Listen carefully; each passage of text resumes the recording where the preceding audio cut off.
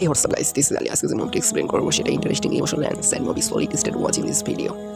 So আমি first আমরা দেখতে পাই দুজন মানুষ যারা দুজন বেসমেন্ট, একজন ছিল ফারাবি অ্যান্ড মারিয়া। তারা মিশরে আল আজহার বিশ্ববিদ্যালয়ে পড়াশোনা করতে এসেছে। মারিয়া ছিল খ্রিস্টান এবং ফারাবি ছিল মুসলিম। তো তারা ভিন্ন ধর্ম হলো, তারা অনেক বেস্ট ফ্রেন্ডস ছিল এটা বলা যায়। ফারাবি ছেলেটি ছিল অনেক ইসলামিক মাইন্ডেড এবং সে অনেক ধর্মবিরোধী ছেলে ছিল এবং সেজন্য সবাই তাকে পছন্দ করতো। অ্যাকচুয়ালি মারিয়াও তাকে পছন্দ করতো, সে অন্য ধর্মে হলেও। ফারাবিকে কল করে বলে যে ছেলে তুমি বড় হয়ে যাচ্ছ, এখন তোমার বিয়ে করা প্রয়োজন। তখন ফারাবি তাকে বলে যে মা, আমার কিছু দায়িত্ব আছে, তোমাদের উপর আমি দায়িত্বগুলো পূরণ করে তবে আমি আমার সিদ্ধান্ত নিব। তখন তার মা বলে তোমার থেকে এই কথাটা আমি আশা করিনি, কারণ তুমি যাকে বিয়ে করবে তার রিজিক সে নিয়ে আসবে। তো সে নিজেকে বুঝতে পারে এবং সে বিষয়টা নিয়ে ভাবে। ফারাবি ছেলেটি প্রতিদিন তার ওস্তাদের কাছে কোরআন তেলাওয়াত শুনতে যেতেন এবং তার থেকে পরামর্শ নিতেন এবং তিনি তার মায়ের ব্যাপারটা তাকে বলে এবং ওস্তাদ তাকে বলে যে তোমার এখন বিয়ে করা প্রয়োজন এবং বিয়ে করার মাধ্যমে তুমি বিভিন্ন ছোটো ছোটো পাপ থেকে মুক্তি পাবে এবং বিভিন্ন পাপ থেকে মুক্তি পাবে। তো তখন সে বিষয়টা বুঝতে পারে, তো সিদ্ধান্ত নেয় এবং সে একটু লজ্জাবোধ করে। ফারাবি ওস্তাদ বলে যে তুমি যদি কিছু মনে না করো তাহলে আমার একজন স্টুডেন্ট আছে, তোমার সাথে তাকে বিয়ে দিই। তো তখন সে ইচ্ছা পোষণ করে।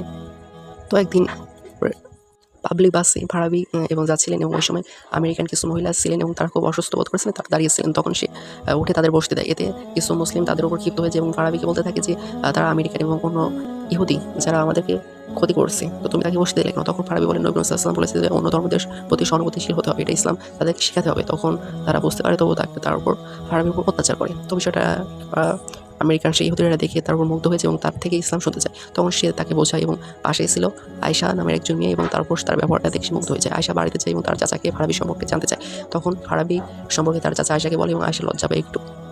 কিছুদিন পর তার অবস্থা থাকে সে মেয়েকে দেখাতে গেলে সে দেখতে পায় যে মেয়েটি ছিল আয়েশা।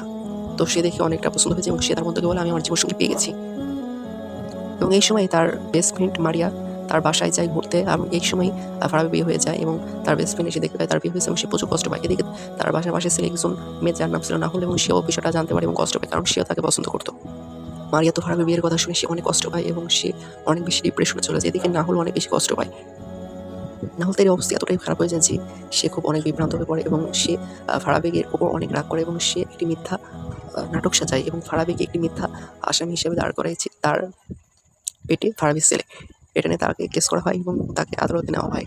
ফারাবি তো কাজটি করেনি, তার ওয়াইফও জানে এবং তার মা তার ওয়াইফকে বলে আমার ছেলে শুরু থেকে অনেক ইসলাম ভীরু ছেলে, সে কাজটি করতে পারে না।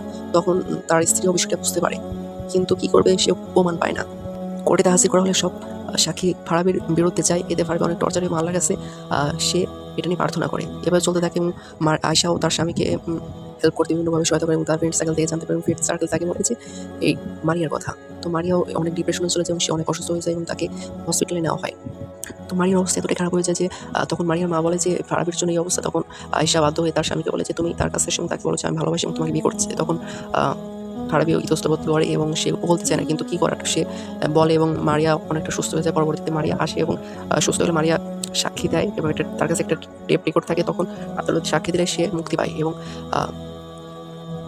নাহুল সব মিথ্যা স্বীকার করে এবং ফারাবি মুক্তি পেয়ে যায়। এদিকে আয়েশা অনেক কষ্ট পায় যে তার স্বামী আবারও বিয়ে করবে এটা নিয়ে, কিন্তু সে মুক্তি পাইতে খুশি হয় এবং এভাবে চলতে থাকে এবং সে মারিয়াকে বিয়ে করে এবং এভাবে সংসার চলতে থাকে। তাদের দুজনের মাঝে আয়েশা এবং মারিয়ার মাঝে একটু প্রতিহিংসা চলতে থাকে। এইভাবে সংসার চলতে থাকে। এভাবে কেটে যায় অনেকটা বছর এবং মারিয়া অন্তঃসত্ত্বা হয় এবং ওয়ান ডে আবারও মারিয়া অনেক অসুস্থ ফিল করে এবং তাকে হসপিটালে নেওয়া হয় এবং আয়েশা অনেকটা অসুস্থ, প্রেগনেন্ট থাকা অবস্থায় সে অসুস্থ হয়।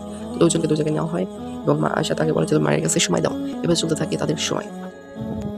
মুভিটা জাস্ট অসাধারণ ছিল। মুভিটা খুব ভালো এক্সপ্লেন করতে পারিনি, বাট ওয়াও মুভি জাস্ট আমি এটা দেখে অনেক বেশি মুগ্ধ হয়েছি।